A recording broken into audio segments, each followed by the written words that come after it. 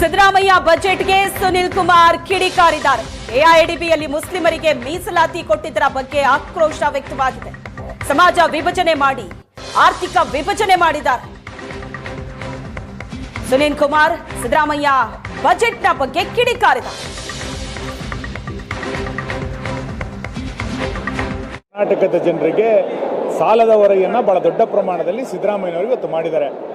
1,16,000 ಕೋಟಿ ರೂಪಾಯಿಯ ಸಾಲವನ್ನು ಮಾಡಿ ನಾನು ಬಹಳ ದಾಖಲೆಯ ಬಜೆಟನ್ನು ಮಂಡಿಸ್ತಾ ಇದ್ದೀನಿ ಅಂತ ಹೇಳ್ತಾ ಯಾವುದೇ ಮೂಲಭೂತ ಸೌಕರ್ಯವನ್ನು ಇಡೀ ಕರ್ನಾಟಕದ ಜನರಿಗೆ ಕೊಡೋದರಲ್ಲಿ ಈ ಸರ್ಕಾರ ಸಂಪೂರ್ಣವಾಗಿ ವಿಫಲ ಆಗಿರುವಂಥದ್ದು ನಮ್ಮೆಲ್ಲರಿಗೂ ಕೂಡ ನಿರಾಶೆಯನ್ನು ಇವತ್ತು ಮೂಡಿಸಿದೆ. ಎರಡನೇದು, ಆರ್ಥಿಕತೆಯಲ್ಲಿ ವಿಭಜನೆಯನ್ನು ಮಾಡುವಂಥ ಪ್ರಯತ್ನವನ್ನು ಈ ಸರ್ಕಾರ ಮಾಡಿರುವಂಥದ್ದು. ಸಿದ್ದರಾಮಯ್ಯ ತನ್ನ ಆಡಳಿತದ ವ್ಯವಸ್ಥೆಯಲ್ಲಿ ಸಮಾಜವನ್ನು ವಿಭಜನೆ ಮಾಡಿದರು ಬೇರೆ ಬೇರೆ ದೃಷ್ಟಿಕೋನದಿಂದ. ಇವತ್ತು 2 ಕೋಟಿ ರೂಪಾಯಿಯ ಗುತ್ತಿಗೆನಲ್ಲಿ ಮತ್ತು 1 ಕೋಟಿ ರೂಪಾಯಿಯ ಸರ್ಕಾರಿ ಖರೀದಿಯಲ್ಲಿ ಮುಸಲ್ಮಾನರಿಗೆ ಮೀಸಲಾತಿಯನ್ನು ನೀಡ್ತೀವಿ ಅನ್ನೋದನ್ನು ಅವ್ರು ಹೇಳೋದ್ರ ಮುಖಾಂತರ ಆರ್ಥಿಕತೆಯಲ್ಲೂ ಕೂಡ ವಿಭಜನೆಯನ್ನು ಮಾಡುವಂಥ ಪ್ರಯತ್ನವನ್ನು ಮಾಡಿ ಗ್ರಾಮಗಳಲ್ಲಿ ಇನ್ನು ವಿಭಜನೆಯನ್ನು ಮಾಡುವಂಥ ಪ್ರಯತ್ನವನ್ನು ಸಿದ್ದರಾಮಯ್ಯನವರಿಂದ ನಾವು ನಿರೀಕ್ಷೆ ಮಾಡಿರಲಿಲ್ಲ. ANF ಅನ್ನು ವಿಸರ್ಜನೆ ಮಾಡಿರುವಂಥದ್ದು. ನೀವು ನಕ್ಸಲರು ಮುಕ್ತ ಆಯಿತು ಅನ್ನೋದನ್ನು ಯಾವ ರೀತಿ ಖಾತ್ರಿ ಮಾಡಬೇಕಾಗಿತ್ತು ಅದನ್ನು ಖಾತ್ರಿ ಮಾಡಿ. ಇವತ್ತು ನಕ್ಸಲರಿಲ್ಲ ಅನ್ನೋದನ್ನು ನಾವು ಸ್ವಾಗತಿಸಿದ್ರೂ ಕೂಡ ಇದಕ್ಕೊಂದು ಖಾತ್ರಿಯನ್ನು ರಾಜ್ಯ ಸರ್ಕಾರ ಕೊಡಬೇಕಾಗಿತ್ತು. ಈ ರೀತಿ ಯಾವುದೇ ಖಾತ್ರಿಯನ್ನು ರಾಜ್ಯ ಸರ್ಕಾರ ಕೊಟ್ಟಿಲ್ಲ ಅನ್ನೋದನ್ನು ನಾನು ಈ ಸಂದರ್ಭದಲ್ಲಿ ಹೇಳ್ತಾ, ಗ್ರಾಮೀಣ ಅಭಿವೃದ್ಧಿಗೆ ಮತ್ತು ಶಿಕ್ಷಣಕ್ಕೆ KPSC ಶಾಲೆಗಳ ಬಗ್ಗೆ ಭಾಳ ನಿರೀಕ್ಷೆಯನ್ನು ಇಟ್ಕೊಂಡಿದ್ವಿ. ಬಜೆಟ್ನಲ್ಲಿ KPSC ಶಾಲೆಗಳ ಬಗ್ಗೆ ಯಾವುದೇ ರೀತಿಯಾದಂಥ ಉಲ್ಲೇಖವನ್ನು ಮಾಡದಲ್ಲೇ ಇರುವಂಥದ್ದು ಕರಾವಳಿಗೆ ಸಂಪೂರ್ಣವಾಗಿ ಇವತ್ತು ನಿರಾಶೆಯನ್ನು ಈ ಸರ್ಕಾರ ಮೂಡಿಸಿದೆ. ಕರ್ನಾಟಕದ ಜನರಿಗೆ ಸಾಲದ ಹೊರೆಯನ್ನು ಬಹಳ ದೊಡ್ಡ ಪ್ರಮಾಣದಲ್ಲಿ ಸಿದ್ದರಾಮಯ್ಯನವರು ಇವತ್ತು ಮಾಡಿದ್ದಾರೆ.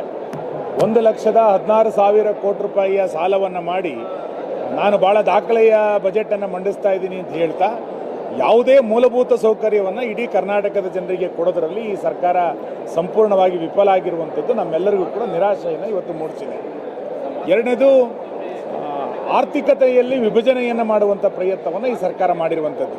ಸಿದ್ದರಾಮಯ್ಯ ತನ್ನ ಆಡಳಿತದ ವ್ಯವಸ್ಥೆಯಲ್ಲಿ ಸಮಾಜವನ್ನು ವಿಭಜನೆ ಮಾಡಿದರು ಬೇರೆ ಬೇರೆ ದೃಷ್ಟಿಕೋನದಿಂದ.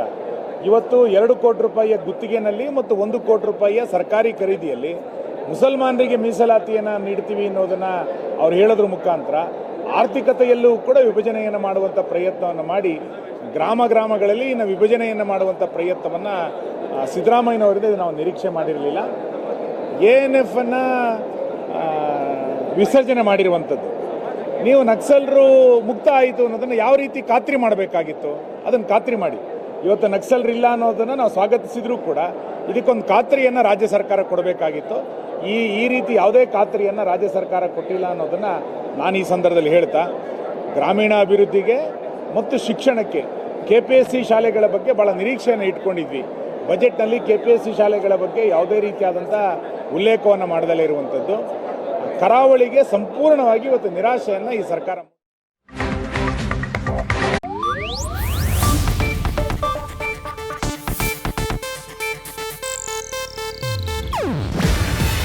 ಇದು ಏಷ್ಯಾನೆಟ್ ನ್ಯೂಸ್ ನೆಟ್ವರ್ಕ್ ಪ್ರಸ್ತುತಿ. ನೀವು ನೋಡ್ತಿದ್ದೀರಾ ಏಷ್ಯಾನೆಟ್ ಸುವರ್ಣ ನ್ಯೂಸ್.